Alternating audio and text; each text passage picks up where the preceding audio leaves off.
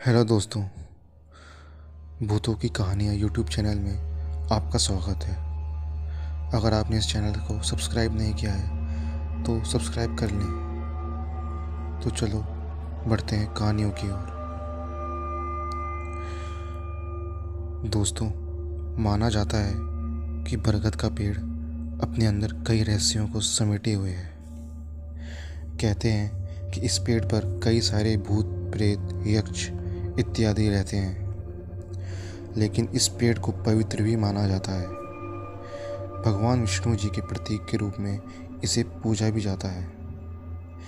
लेकिन ये वृक्ष रात के समय कई डरावने राज को खोल भी देता है।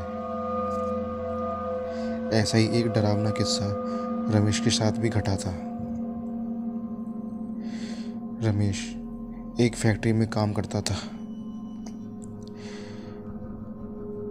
इत्तेफाक से अपनी फैक्ट्री से घर की ओर जा रहा होता है तो उसे एक बरगद का पेड़ दिखता है। आज पता नहीं क्यों वो पेड़ उसे डरावना लग रहा था। अब उस पेड़ की टहनियाँ हिलने लगी थी, लेकिन हैरान कर देने वाली बात तो ये थी कि वहाँ हवा भी नहीं चल रही थी। तो फिर वो पेड़ कैसे हिल रहा था? रमेश अभी ये सोच ही रहा था कि तभी उसे कुछ लोग उस टहनी पर बैठे मिले जो उस पर हंस रहे थे। इसे देख रमेश आगे भागने लगा तो उसे एक और दूसरा बरगद का पेड़ दिखाई दिया। उसने देखा कि उस बरगद के पेड़ के चबूतरे पर उसे एक भयावह औरत दिखाई दी जो उसे अपनी तरफ बुला रही थी। रमेश के पांव अपने आप ही उस औरत की तरफ बढ़ने लगे थे।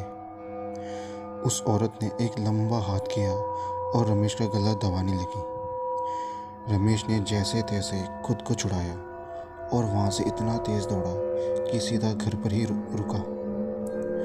अब वो डरावना बरगद का पेड़ उसके सपनों में आने लगा था और वो औरत उसे दिखाई दी जो उसे बरगद के नीचे बैठी थी।